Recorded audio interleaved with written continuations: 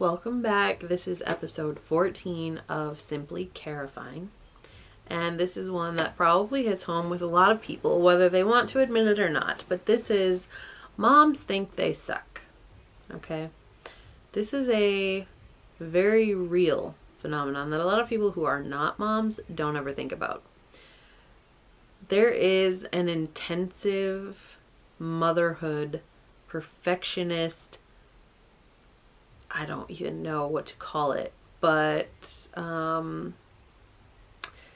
myth of motherhood is that the qualities that make a good mom is putting herself last and doing everything themselves to try to keep everyone happy and everything balanced and all of that, which often leads to guilt and resentment and a lot of horrible feelings inside that a lot of moms can't ever get away from, or they feel bad for even thinking such things. Now, where this programming came from, I don't really know. I mean, a lot of it's societal, you see everybody on Instagram and TikTok making all these perfect mom videos where they make their bread and, their kids are so well behaved and everyone looks happy and shiny and everything's always clean and they don't even need to be working, but some of them are working and then life's just happy and great. And when you take a video like that, you take a display like that and you compare it to your own life, it starts to make you feel like you're not doing something good. You're not doing something right. You're just not hitting the mark. If this person can make their own fucking bread and still be smiling, no kids are screaming, and the house is never dirty, what the fuck am I doing wrong to where I feel like I'm drained, exhausted, like I can't control a lot of things? Like, why do I feel like I'm inadequate as a mom when other people are out here killing it, making it look so easy? What's the secret? What's the difference? Like, I've done everything. I'm at my child's beck and call. I pick up after them and it's still never the same. Like, there are some people that put on a display. I say display because it's kind of like when you go into a furniture store, okay? And you go and they have like the rooms set up as to what your bedroom could look like. They have a couple decorations and the furniture all matches and everything's clean and shiny and nothing is scratched or stained and the bed is always made perfectly and the pillows are perfectly coiffed and fluffed and everything else.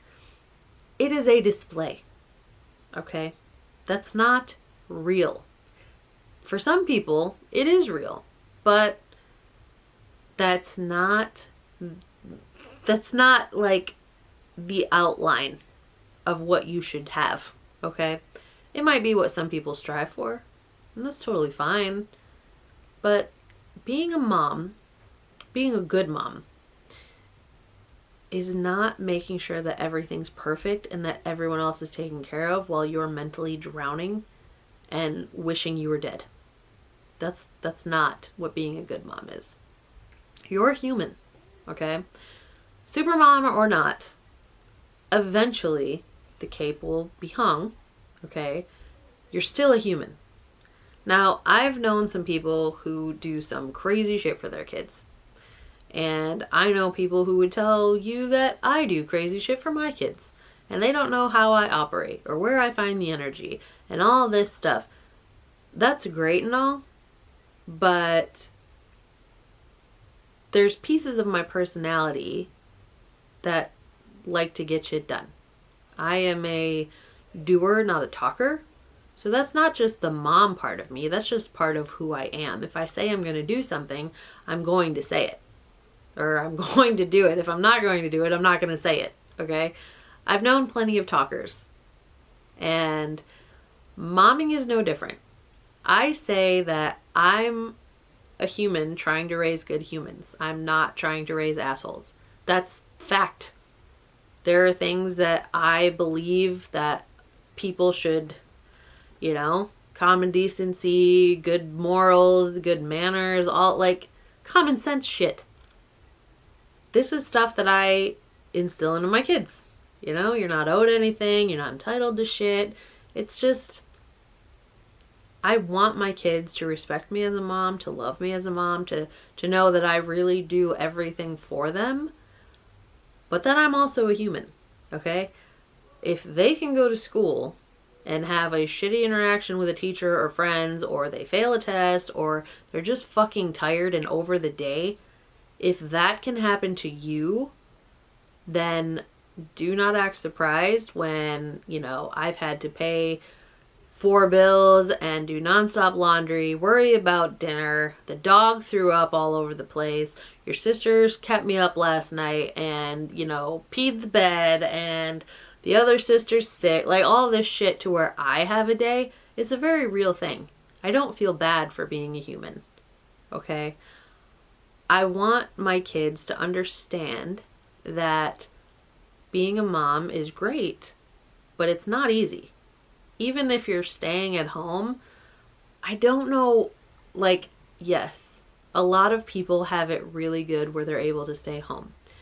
But staying home all the time to be a stay-at-home mom, you're not just sitting on your ass. And some people are. I mean, I'm not going to lie. Some people do. Some people sit right there on their ass and they don't give a fuck what their kids are doing or whatever. Okay.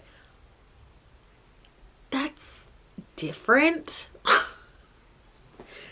To me, being a stay-at-home mom, I have to be I am the housekeeper. I do the house, the bills, the kids stuff. I have to coordinate all the appointments, the school shit, the everything. If they're not in school or whatever, I'm also helping with school shit. I'm the teacher too. I have so many hats that I wear as a stay-at-home mom. And I still do shit extra. Not saying that every mom should do that. It's just what I do. I don't think I'm a perfect mom. I think I'm the best mom I can be. Okay? I'm not going to give my kids something just because they look at me and scream in my face. If an adult did that, I wouldn't give in and just be ready to give them whatever the fuck they wanted. I would probably look at them like they're not so great and then possibly even hit them in the face. I don't know. If I'm pushed to that way. So I don't see myself running circles and running myself into the ground and mentally clawing out of a jail cell or something to be a mom. Now, I definitely have been hit with some of the attributes of this, mom suck situations. I feel it constantly sometimes.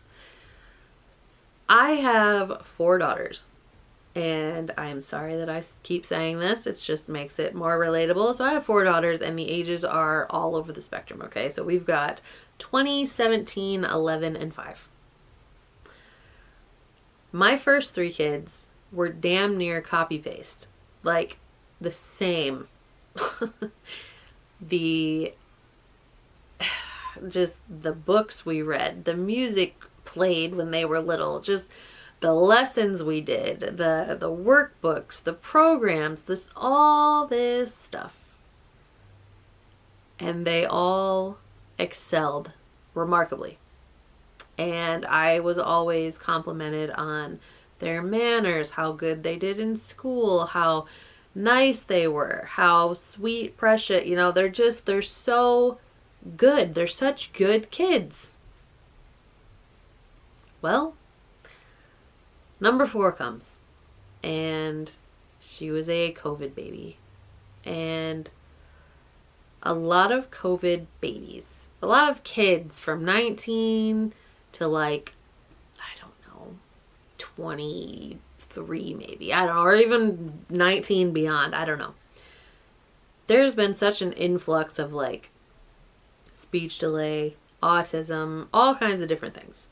Now, whether that's genetically coded or completely by chance or something that I did, or so I have no idea.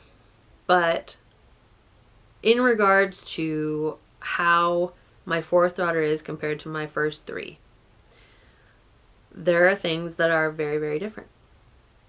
Now, it took her longer to start speaking, and I was told that could be a variety of things, you know? Of course, I was told that it was speech delay, autism, it's because she's the baby, she's got all these people in the house talking for her. I had so many people telling me so many different things that there was nothing, not one thing I could lean on as a qualified excuse, because I hadn't done anything differently, and yet this child is completely different. Now, not all children are the same, obviously, and the three older ones have their own personalities. They all had different things. You know, like my two oldest, they were very much into arts and things, and they loved their ABCs and stuff like that, and whatever. My third one, you know, she could do all of these things that my other two didn't do for much later times that I thought, you know, was a little peculiar. And, you know, we would get through like the ABCs. She'd make it to H or I or J. She'd be like, okay, I'm done. I'm like, no, we're not finished. No, that's okay. I'm done. But she was one that like meticulously colored inside the lines of everything. She loved math, counting, sorting, all this stuff. So it's like, yes, kids are different. But my fourth one, she was just different. Okay? And I say that in a way that I have had patience tested, like my mind, like so many times I wondered, what did I do? What did I do different? Like, what did I do wrong? Like, why can't I break through and just make this easy on both of us? Like, there is no answer. There's no one answer that someone has given me to where it's just like, oh, okay.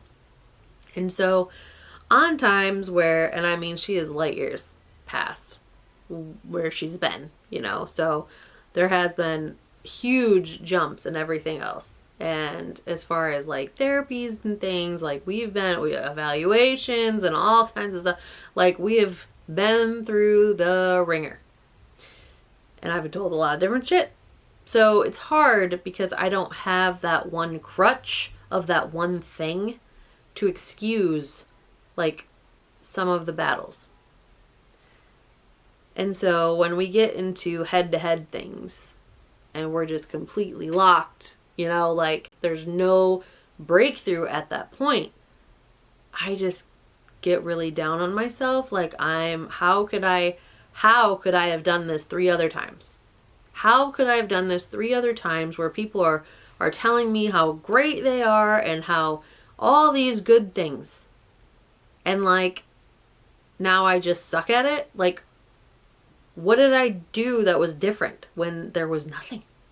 There was nothing. I think moms redirect our frustrations, and it's just in our code to take the blame, make ourselves the fault, even if it's clearly not the case. It's just easier to take on that burden.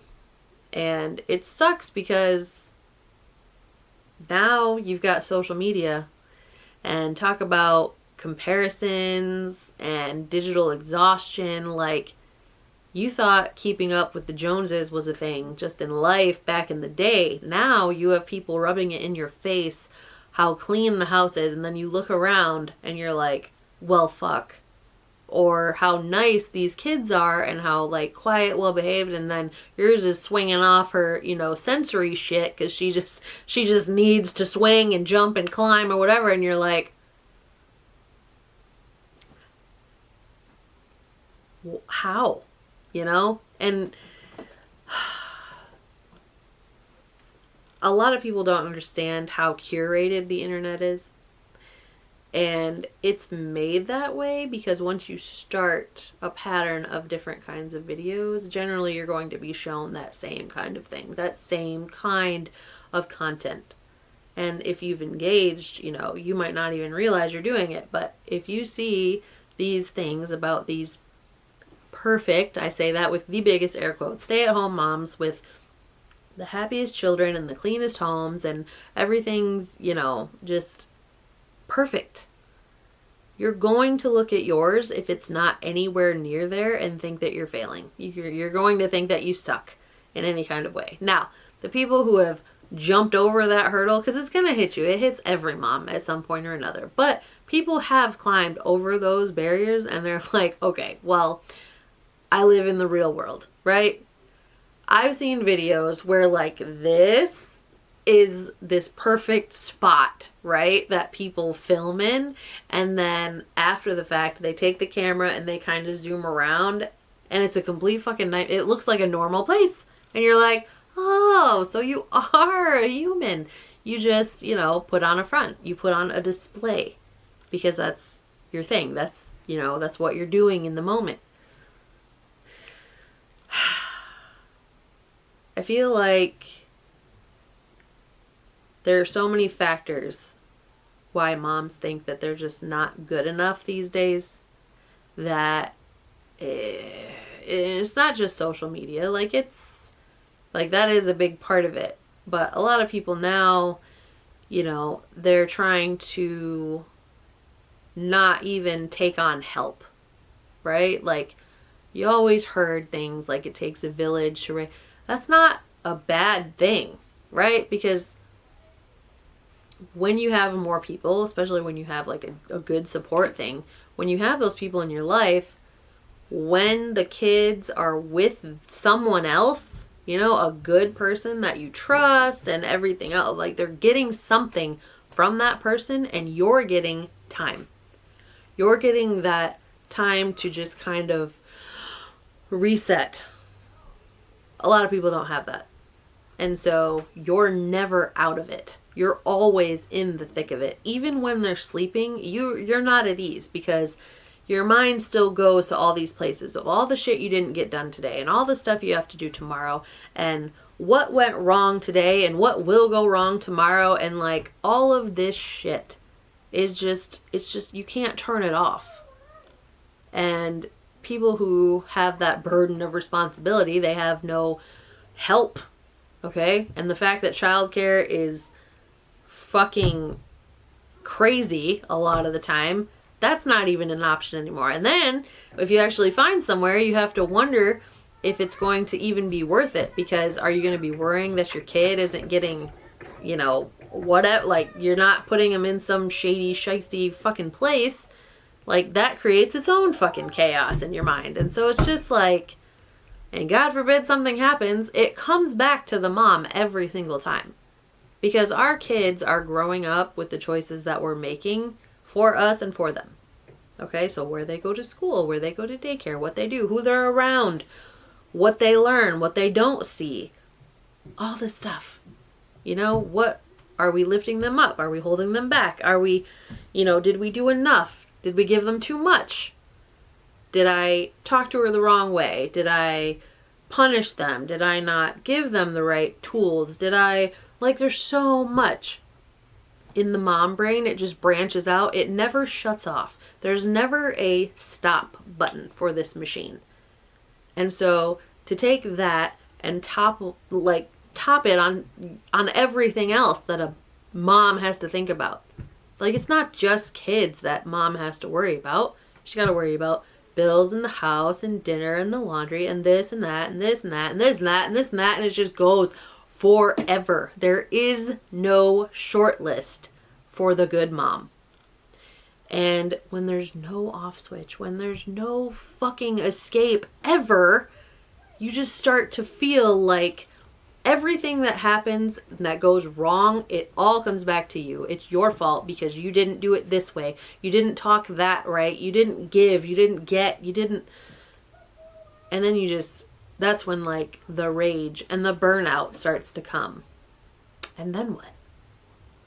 Then you feel bad that you felt mad and that you felt burnt out because here there are people making their own fucking bread.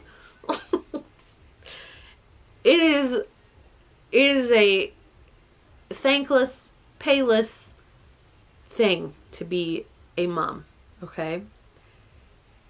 I want you to know something though. Everything that I've just said, I have felt.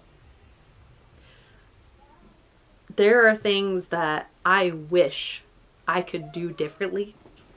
I wish that my kids lived closer to like grandparents, to where I could say, okay, pack your shit, you're going to, Gramps' house for the weekend. Just so I can have the time. Just so they can have the time. It's this mutual thing. It's this mutual goodness that comes out of something as simple as that a lot of people just don't have the convenience. I don't have that. Like, all of my family lives 1,000 miles away. So for me to have that, it takes time, a trip, planning, time off work, money, like accommodations, all of this stuff. And by the time you get to the end of that list, it's like, is it even fucking worth it? It damn sure isn't worth a weekend and all this stuff. So it's like that it just doesn't happen. And the mental checks and everything else gets pushed to the back burner, and you're just, you try really hard to reset yourself, and you try really hard to say, okay, well, it's life, okay, and we can do this. People have done this. People are doing this, and if someone can be on there and look all picture perfect and everything else, then you can do this. It's fine. And we have to have these like mental pump ups all the time so that we can just get up and go sometimes. I want you to know that if you're a mom and you've ever felt like you sucked, like you're not doing it right, you're not good enough, you are. Okay? You really, really are. There is not one thing that I've said that a mom hasn't felt at least once. We're even talking about the perfect picture, prim and proper bread makers toting their little babies in their picture perfect homes. Even they have moments. Now, you only get to see what's on display. Your life does not have to be a fucking display. It's totally fine. You do not have to compare yourself to someone else because you see a video, a 30-second, 2-minute clip in a 24-hour day. That's not them the entire time. Even if they're the kind of people who hold it in until way deep in the night and they go get a thing of ice cream or whatever and hide in a closet and fucking cry themselves into a, sugary bliss for 5 minutes. Nothing is ever completely as it seems, okay? So when you see the perfect moms, just know that something in that formula is lacking somewhere, okay? Find the comfort in the chaos and just know that you are not a shitty mom. No, you don't suck. There's a reason that a lot of people can't do this time after time, day after day. There's a lot of people that just, it's too much. It's too fucking much. But you're doing it. So if you are doing it and you feel like this anytime, there's so many reasons why, and it's totally fine. You don't have to be perfect, and you most definitely are enough. This is a hard job. You don't get paid. There is no overtime. It's life. And you're showing your kids how strong, how determined, how good you are. Making them want to be like their hero, you. So, just know that you don't suck, okay? Everything will be okay. If there's anything you take away from this episode, just know that it's really hard. It's hard out there. It's a fucking battle, and we are just going through it, and there is no perfect mom, period. Okay? Doesn't matter what you see. Doesn't matter what you click on.